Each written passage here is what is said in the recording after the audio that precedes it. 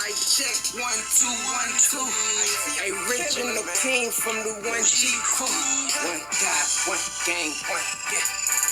Good evening, everyone. Welcome back once again to Vicious Rants. And of course, I am your host, your YouTube messiah, and often imitated, never duplicated, Superstar Tim Vicious. And oh my God, we are talking about Money in the Bank. It was in the no, it was not. It was in Fort Worth, Texas. Oh dear God, I have missed saying the city and state a show was in. Oh man, that fucking felt good. Whew. Whew, yeah. You know, I'm not gonna lie. I've been thinking about it. Just going from Wednesday until the day of this recording. That Wednesday, AEW had touring crowds. That Friday, first Friday back with SmackDown having touring crowds. Saturday, Impact had Slammiversary with crowds. Sunday, Money in the Bank with crowds. Monday with crowds. It fucking felt so good to see so much wrestling with audiences again. And by audiences, I mean actual, natural audiences. Ones that, you know, not generated from an LED board. Not ones that are plucked out and put ringside out of necessity. Because, you know, creative has nothing for the talent, and so we're just going to stick you ringside. No, it was actual fucking fans ringside. And just, oh man, it felt so good. Oh, it brought a lot of happiness to this bitter, angry old man.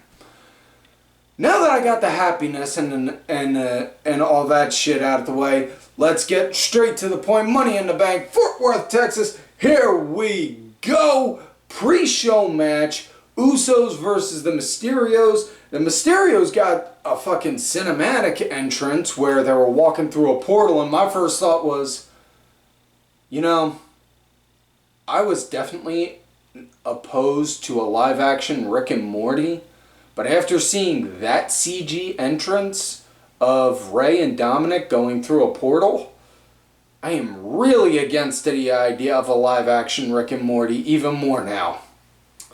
Yeah. Either way, it was a really good match. This was a nice hot match. I liked it. Rey was the punching bag, and then Dom was, you know, Dominik, he was. I dug the shit out of it. It was a damn good match. It was way better than most pre-show matches. You know, Rey wound up eventually getting a hot tag, started working good. Match came to an end. Jimmy wound up actually doing a roll-up on Rey. And before we get into it, yes, we all know Tim hates roll-ups. However, while I do hate roll-ups, if they're done in the right way and done in and if they're executed in the right way, then I'm okay. In which case, this one was, because Jimmy did the roll-up on Rey, and Jay wound up putting his foot out there on top of Jimmy to help apply, making it look like, hey, there's extra weight down on him, I'm pushing him down harder on top of Rey, so that way he can't kick out. And yeah, so now you're winners and 8-time WWE Tag Team Champions, Usos. Now, I know a lot of people are up in arms because of the fact of, oh, well, the Usos are tag champs, but Jay wound up just having a DUI, what the hell, blah, blah, blah, blah, blah. Listen, guys. It's business, you know, think of it like this. If fucking Brad Pitt had 6 DUIs on him, but still won an Oscar for a movie, would all y'all still get in that kind of uproar? Because honestly, if you would, I'd love to hear the complaints. If not, then dude, it's business. Now, keep in mind, from the time of this recording, we haven't had the Fallout SmackDown yet. So for all we know, they could lose them this coming Friday. Or they could hold on to them. You gotta let the story breathe. That's always my big argument. Let the story breathe out before you get ready to start going into an all caps rage. So now that we're done that, let's get into the show. First match of the night, the women's Money in the Bank match. Alexa Bliss, good Lord Almighty, little Miss Bliss coming out in all her little cute, creepy ways, and yeah, I'm pretty sure I'm gonna get a brain duster by the time this match is done. Whew. Alexa Bliss came out, then Liv Morgan, then Nikki, then Nikki A.S.H now, Nikki A.S.H, then Natalya, then Tamina, then, oh good Lord, Zelina Vega, then Naomi, and then Asuka. And as far as the match, it was all out mayhem at the start, you know. It was all out mayhem. Everyone was all brawling. I give mad ups for, now as much as I give Natalya shit, and very much so, you know, you can argue whether it's deserved or not. Two things I did notice. One, Natalya got crickets at Money in the Bank and on the Fallout Raw coming down, which, like, oh man, oh, that is not going to play well to the Hart ego, to the Hart family ego. And, you know, secondly, as at the women's Money in the Bank match, she was on defense a lot, making sure, pulling people down from the ladders, keeping people from getting on the ladders. Which, okay, just sheer observation on that. But probably one of the cooler things that I saw in the match was, you know, there was a ladder spot with Asuka and Tamina where Asuka literally sat the ladder right on top of Tamina. Asuka's starting to climb at Tamina, then just starts to pull up. You hear Asuka shrieking for dear life like you'd think somebody was trying to rip her arms off. And then Liv Morgan out of nowhere literally jumps on the other side, and then boom, the ladder slams down and drops on Tamina. And like, holy shit, fuck. That and another cool spot, and it was campy. I will say this now, it was campy, but it was cool and funny. Because it tickled me in a way, and I'll explain how. Zelina Vega was climbing up the ladder, and Alexa Bliss was on the other side, and then Alexa popped that hoodoo voodoo stare on her, and then was, And then Zelina. And then Alexa started to climb down. And then Zelina started to climb down. But the look on Zelina Vega's face, honest to goodness, it reminded me of the look Ray had in Ghostbusters 2 when he kept staring at the painting like, that's all I saw. Like, when Zelina was doing that, like, holy shit, she just did the fucking Ray look. But, yeah. And, you know, only in wrestling can you get away with saying somebody used freaky hoodoo voodoo powers to keep you from climbing a ladder. But I dug the match. It was pretty cool. You know, match came to an end when everyone, minus Bliss, because Alexa got buried underneath a whole bunch of ladders. Everyone did that. While everyone was burying them, Liv was trying to go up to get it. As Liv was climbing up, then everyone else did, and then it was all and it was a giant 6-on-6, everyone fighting each other, and then Nikki, out of nowhere, climbed over everyone to grab and unhook the briefcase and win. So, your winner and new Miss Money in the Bank, Nikki A.S.H, Nikki A.S.H.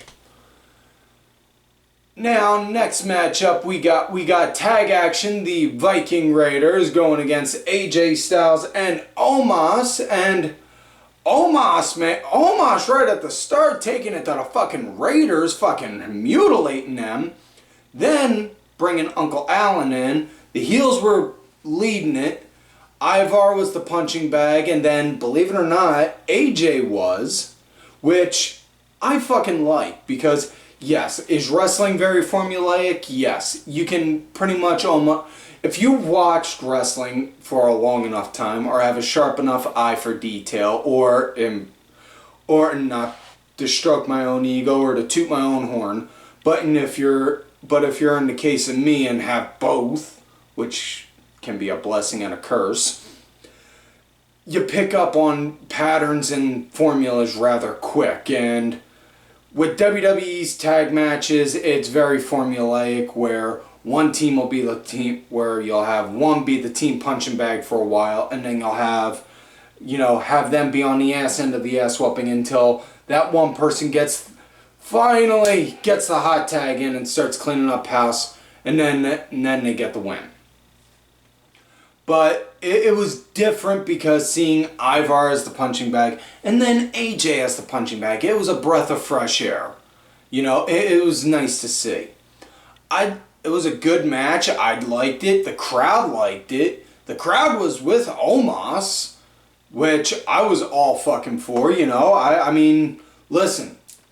You got a 7-foot fucking big ass motherfucker walking out there, you're just gonna look and be like, yeah, you don't want to fuck with this dude. Seriously.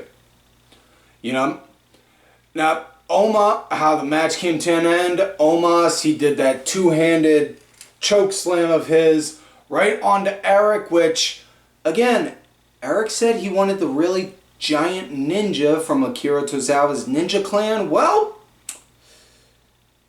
this just goes to show sometimes it's not always best to get what you want.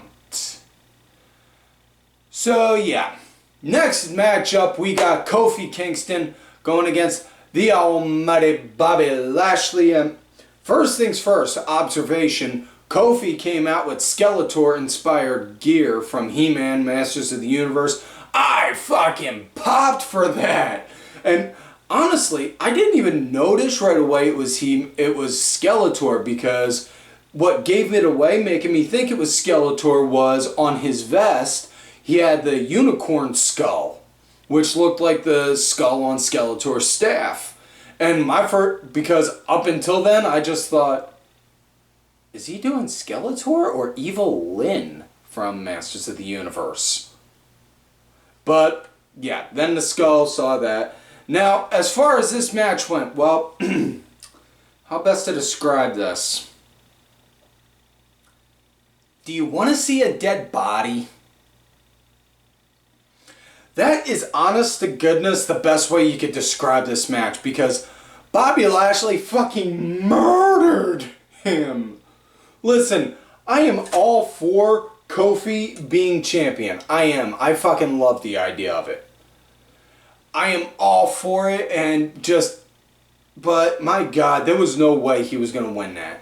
That's like trying to it'd be like trying to say Kofi would have had a chance winning against Brock Lesnar, And it was very much so needed for Bobby at that point, because you go back in the archives, watch the episode where I talk about on how Bobby wound up hitting the nail on the head with P, saying, you know what, he's right, I did get soft. It's time for me to get back to business. Just straight up beating ass, destroying people, and getting paid for it. And this is what Bobby did. He fucking destroyed Kofi. He fucking murdered him. He got the win doing the full Nelson Hurt Lock, and Kofi passed out. Following night on Raw, Bobby Lashley issued an open challenge, which, not for a title, but more as a proving grounds match. And for those uneducated with the concept of a proving grounds match, it's you beat the champ, then you earn the right to get a title shot at a later point. Now, he issued the open challenge, and lo and behold, the following night on Raw, he issued the challenge. Lo and behold, out comes Keith Lee. Keith Lee, all bask in his glory. He has returned. I'm all fucking for it. Them two had a hell of a match. It was like seeing two fucking giant kaijus going at it. It was a damn good damn good match. Bobby got the win on that though as well. Afterwards, Bobby Lashley wound up making a statement. You know, I destroyed him. Who else is there? And out comes Goldberg. Yeah. Listen, I got nothing against the guy. Bill, I met the guy once at a meet and greet when I was about 13. Guy's got a heart of gold. But, you know, he's a one-trick pony. I hate to say it. He honestly is. Spear, jackhammer, finished. You know, he doesn't have much in his repertoire. He's not known, you know, the guy was known for going in and destroying. And there wasn't much else to him other than that. And it's just, ugh. I could never get really behind him because I just kept on thinking, well, you can't always win. You're going to have to eventually lose. And lo and behold, he eventually did. And then, yeah, it's just, ugh. Either way, next up now we got women's action. Rhea Ripley defending her women's championship against Charlotte Flair. This was a nice aggressive pace, a lot of good solid back and forth. I will be the first to admit it had way more near falls than I liked. But Charlotte Flair's body language and facial expressions, every time she kept getting a 2, fucking made up for it. I dug it. It wasn't overdone. It wasn't over the top like, what? No! That should have been 3. What? 3! It wasn't like that. It was, she had a look on her face like, what the fuck? What the hell do I gotta do to put this kid down? That, and I will be the first to admit, excuse me, man, she fucking lost it because at the beginning of the match, the crowd started chanting, we want Becky, we want Becky. And then Charlotte just went around and started giving everyone the bird and flipped everyone off. Yeah, let that sink in. They fucking, that just really, man. It was a damn good match. I dug it. It was a good match. Match came to an end. Charlotte wound up doing the figure 8 onto Rhea after she hooked Rhea's knee sandwiched in between the ring post and the stairs, and then just started slamming it a couple times and then did it. So then your winner and new 14, thank God we're not going to do 14 times. 14-time women's champion, Charlotte Flair. And then the following night on Raw, during her coronation ceremony, Rhea came out, issued a rematch. Then Adam Pearce and Sonya Deville proceeded to go ahead and do it, give them the rematch. And then after the match, Charlotte won via DQ, slamming Rhea with the title. And afterwards, then after Rhea got her win, she proceeded to beat the crap out of Charlotte. And then Nikki came in, cashed in, did a crossbody, and then your winner and new Raw Women's Champion, Nikki A.S.H. So Nikki Cross, so stand back. There's a new women's champ coming through. That's my best Hurricane impression I could do. But yeah, Nikki Cross is now the new Raw Women's Champion. Very much so, well deserved. Absolutely, fucking love it. Love seeing it. It was something different, and we all know how much I love different. So now we come to the men's Money in the Bank ladder match. Kevin Owens, Riddle, Nakamura, Ricochet, Johnny Nitro, Morrison, Mundo, Impact, Esquire, insert name here, the 23rd, Big E, Seth Rollins and Drew McIntyre all going at it. 8 men, 8 guys all going at it with each Believe it or not, I wasn't the one fucking up right there. That was Peacock. Yep, that's right, because before the match could even fucking start, Peacock decided to start lagging, you know, and it was just, ugh. It lagged for half of the match, to the point to where, honestly, I had to close out and reopen the shit, I lost count after the 5th time. After the 5th time, I was just like, fuck this, I'm not keeping track. Because I was just getting so flustered and annoyed. But it kept happening, and then eventually it was, okay, now it's fucking working. Don't worry though, I did actually see the match, you know. Thank fucking God you can actually watch the goddamn replay the next day or right after the show, whichever you fucking want. But still, not fucking cool having that shit happen on a fucking live show. Just fuck! This is gonna be a long fucking 5 years. Vince, I seriously doubt you're ever gonna see this show. But if you do, please bring the network back to the US.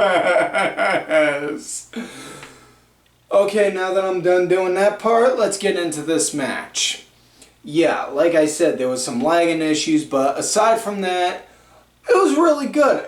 Good physicality. One thing I did like that was a big surprise was seeing a lot of teamwork going on between Seth and John Morrison. You know, I thought that was real interesting. Probably the second most interesting thing was on how Riddle and Seth were pretty much kept fucking separated from each other as much as humanly possible. And if the stories are all true on the internet, but you know, you can never trust everything on the internet because according to the internet, Abraham Lincoln punched Hitler in the throat and stopped Pearl Harbor from being bombed by Godzilla and Bigfoot. Seth has issues with Riddle because of all the allegations and the charges that were brought up against him. Is that something that can be believed? Yes, but does that mean I'm going to take it at face value? No. Either way, though, I thought that was rather interesting considering the narrative that's out there. Surprisingly, not a whole lot of hoo-ha, high flippity-flop stuff, as to say, in regards to Ricochet and Morrison using the ladders be like, oh my God, they got this ladder propped up and no, boom. No, didn't really see too much of that. You know, despite what we all thought, myself included. But it was a damn good match. Probably the greatest MVP moment of the match was when everyone was taken out and Drew McIntyre was all alone in the ring. He had the ladder perched. Excuse me. Had the ladder perched directly under the briefcase. He's getting ready to climb up to go and get it. He's on the verge of getting it. He can feel it grasped in his fingertips. And then Veer and Shanky, Jinder Mahal's boys, came out and stopped him. And then Jinder came out and decided to whoop him with a chair. Literally whooped him with a chair. And then drug him to the back. So Jinder Mahal, Veer, and Shanky are the true MVPs of this Money in the Bank ladder match because they kept Drew McIntyre from getting another title shot. Now don't take that as me doing anti-Drew McIntyre speech. Mind you, no. However, what it is though, I like Drew. I love Drew. Do I see him being the champ again? Yes, I do. Abso-fucking-lutely. At some point in time, I see him holding that title once again and walking it around with that thing around his waist. However, he has had opportunity after opportunity after opportunity. We need some other guys We need to see some other faces chasing for that gold. So, yeah, we do. We need it. It's needed. Now, fast forward to now the ending of the match. Seth, he's climbing up the ladder. He's about to grab it. Big E swoops in, says, motherfucker. Gets Seth while he's on the ladder, drops him on with a big ending off of the ladder, then proceeds to climb up, grab it, and win. So you're a winner and new Mr. Money in the Bank, Big E. And oh man, that was so cool to see. It was so cool to see Big E win it, you know? It's... People have been saying forever, you know, because I even remember being on my buddy Kenny Killa's old show, the Sunday Seg, where him and his other buddies would say all the time on how much they want Big E to have a push. How much they want Big E to have a push. I fucking love the idea of Big E having a solo singles push. You know? I want it, you know? And I just... Listen. I'm all for it. I'm all for it. There's no other way to describe it. Now he's got the fucking opportunity for it. So now we come to main event of the night. Edge Roman Universal title match. Here we go. Ding. Ding.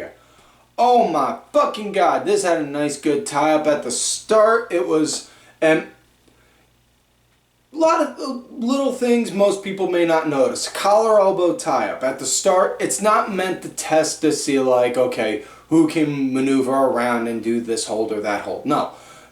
Collar elbow tie ups are more so meant as like a way of test of strength. To say, okay, who's got the better advantage? Who, you know, even if you're taller, I may be able to observe more force and be able to move you and throw you off your game. Or could you power over me? Or anything like that. So, you know, gotta look for a nice crisp tie-up. This had a nice tie-up. Roman, for the most part, was leading the match, which I was all cool with because, you know, it plays into Edge being hungry, but Roman being... You may be hungry, but I'm not feeding you. That kind of role. And in that sense of, okay, I get it. You want it, you got to earn it. And you got to get through me to earn it. And you ain't going to earn it. That kind of way. Now, at one point, we got a ref bump. I don't quite remember the specifics on how the ref bump occurred. I believe Edge clipped the ref by accident, but... During that time, while the ref was down, Edge had Roman in a crossface. Roman, he was tapping, giving up. But then out of nowhere, Seth, boom, kicked to the back of the head of Edge. So with Seth running interference on Edge, honestly, my first thought is they're setting up for a match at SummerSlam. Which... Okay, I'm all good with that. I like that idea, you know. This match has been several years in the making. Ever since that night, Seth had his foot planted on Edge's neck when on Raw. You know, all them years back. Now, back to the match though, how it comes to an end at one point, Seth is up on the apron, distracts Edge, Edge pops him, Edge pops Seth, knocks him down, turns around, Roman, boom, plows him down with a spear, goes for the cover. 1, 2, 3, ding, ding, ding, your winner and still Universal Champion, Roman Reigns. Afterwards, you see Seth up at the apron, laughing and gloating over Edge losing all that jazz. And then Roman with the mic. Now you will acknowledge me. And then we get out of nowhere, John Cena coming down, and maybe somebody can settle this once and for all. I don't know if it's me or not, but honestly, at the beginning of Cena's song, I think it's apple dough. If that's not what it is, somebody please tell me that's what it is down below. Otherwise, I'm sorry if that's all you're ever going to hear now anytime you ever hear Cena's song. That being said, John Cena appeared right out of nowhere, no longer with the dad haircut, going back to the high and tight. Comes out, throws his hat out to the crowd, gives a fan one of his rally towels, and then stares off at Roman, and that's it. Cena starts off Monday Night Raw, issuing an open challenge to Roman, saying he wants a shot at the title at SummerSlam because Roman is pretty much just a glorified asshole. And saying he's an overhyped gimmick, which is saying something considering that's from Cena, and those are his words, not mine. Saying, you're an overhyped gimmick. And that's saying something coming from me. Which, honestly, as real as that sounds, when you go back and think about it, it feels a little inside. But yeah. I'm not a fan of having a lot of inside shit getting mentioned in promos on TV. But that's me. Cena issued the challenge. Obviously, we're going to hear a response from Roman this coming Friday. So, yeah. So, that is it for this week's show, folks. Excuse me. So please, don't forget to like the video, subscribe to the channel, go back, watch some of the other episodes when you can. Look for me on the Twitter at Tim Vicious. Also, on that Facebook gimmick, Tim A.S.H. If you're going to look for me on the Facebook gimmick, leave a comment in here telling me you're looking for me on there. Or hit me up on my Twitter at Tim Vicious and tell me you did something. I keep John going. Also, folks, don't forget to follow all of these cool-ass casts right here on the Twitter. Kenny Killer, DSB_IV, Diabolica RA, Sergeant Curry Pants, and Dubs in your face. But folks, like I always tell y'all, you love me great, you hate me. Fuck you.